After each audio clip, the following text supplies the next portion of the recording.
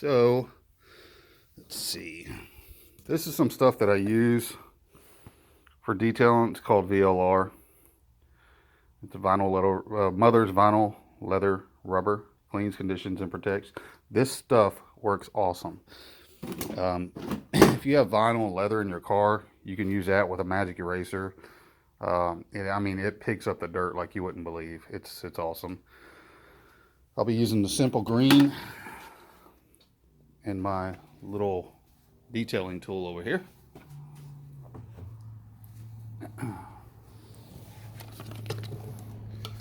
And this thing works with, let's see how much pressure does it say. Recommended air pressure set at 75 psi. All right. It says clean up, avoid dropping it on the floor, turn liquid valve to horizontal position, avoid dripping from tip, tighten the jar while holding the lid to avoid loosening or stripping gun assembly. Keep the cone of the gun clean by removing the cone and rinsing frequently. After every use, place the nozzle 2 to 3 inches into a bucket of soapy water while depressing the trigger once or twice to quickly remove dirt buildup in the cone. This will prevent premature wear.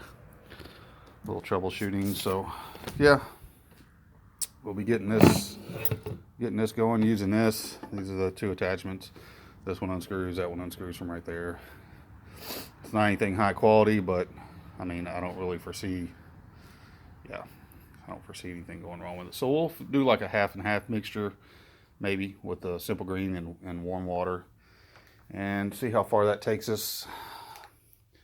We do have our air compressor, which of course the wife unplugged. So we'll be plugging that up here shortly once I turn the camera off, building up the air pressure and testing out that little detail tool. I'm also going to wash the car. So, all right, now let's walk over to the son's truck. My son does live in Houston. Like I said, I live in the hill country, so. It's 2001 Dodge Ram 1500 4x4 Sport. This is the way we bought it. Bought it for $1,600. So we did order all new exhaust for it. We've got some headers on there, some pace setter headers, shorty headers, just because they came with the motor.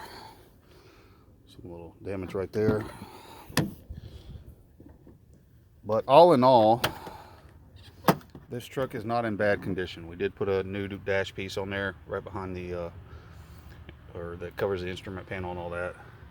Got a couple little pieces we got to replace. And there's the direct fit converter back exhaust. It comes with everything except for the muffler and tip and everything. So, but we'll be able to take care of that. But like I said, it's in pretty good condition. It had transmission problems. Obviously, it does need some cleaning up, but it had some transmission problems, so I had a guy in San Antonio basically rebuild the transmission for us. It was $650. It cost $760 total. That's with a new converter. Kind of find out what he told me is that some of the forward bands were basically burned together because it had an aftermarket deep pan on it, aluminum deep pan, transmission pan, and it wasn't allowing, because there wasn't an adapter or a spacer in between the filter and the valve body to extend the filter down. It wasn't picking up the fluid properly. Okay, so basically that caused some of the damage. As you can see, it does have some oxidization. I haven't touched the hood. I did buff the grill and some of the other stuff. I didn't do an all-out job on it, but it does have a K&N aftermarket and cold air intake, if that's what you want to call it. Obviously not cold air, but hey, it is what it is. So 5.9 liter V8. Everything works. We have a little electronic piece we got to replace in the under the dash for the AC to work properly. Other than that, See a little paint peeling stuff. It does need a paint job. We will handle that. There's a transfer case. There's all our bolts in that baggie on top of that baggie for the transmission job. As you can see, it does have some little dings around the bed there, mainly. One here. So it does have a bed liner in it, obviously. But it's not in too terribly bad shape.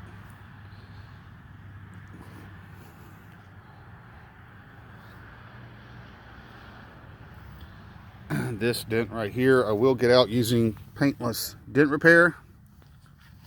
It is a pretty nasty dent. So, there you go. And it did crack the paint right in here. So, we're not going to worry about that too much. Like I said, until we get ready to paint. That will be a future video also. But, a little bit of suspension tweaking. The tires are still almost brand new. I'll stick my pinky in there and kind of gauge it for you. So pretty good tread, about a little over a quarter inch. I did do some polishing on the wheels. That one was fully polished. I don't know if you can tell the difference between that one and that one.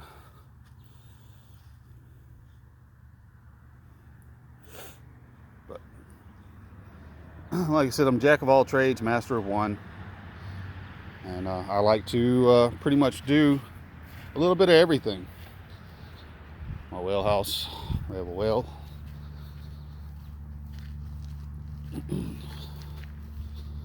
So I'll be picking up the transmission for the Dodge Ram today, later on this afternoon, and then working on changing the oil pump. I bought a high volume one my son bought. I covered some of it, but anyways, we got a high volume oil pump with a pickup tube. We have a new oil pressure sending unit, and we're going to change the oil again. I've already flushed it. We're going to change the oil again. We're going to make sure the pan and stuff is cleaned, all that good stuff. It's better to change the oil pump while the transmission's out of it, and we can manipulate the engine up and down like we need to. So those are the two projects we have right now. And like I said, I'm offshore for 14 days, home for 7. So when I come home and do videos, they'll be uploaded to you. I'd appreciate you hitting the subscribe button. Hit that like button. Leave a comment. Anything you'd like to see. Anything I'm doing wrong that you'd like me not to do. Or anything you'd like me to do that I'm not doing. Feel free to comment. Try to keep your comments constructive, please. Try not to be completely rude about them, but I can handle it. Obviously, it is YouTube. It is a social media site. So, there's going to be comments either way. All right. Y'all have a good day. Like I said, this is Thursday, the 31st, and more videos to follow. Thank you.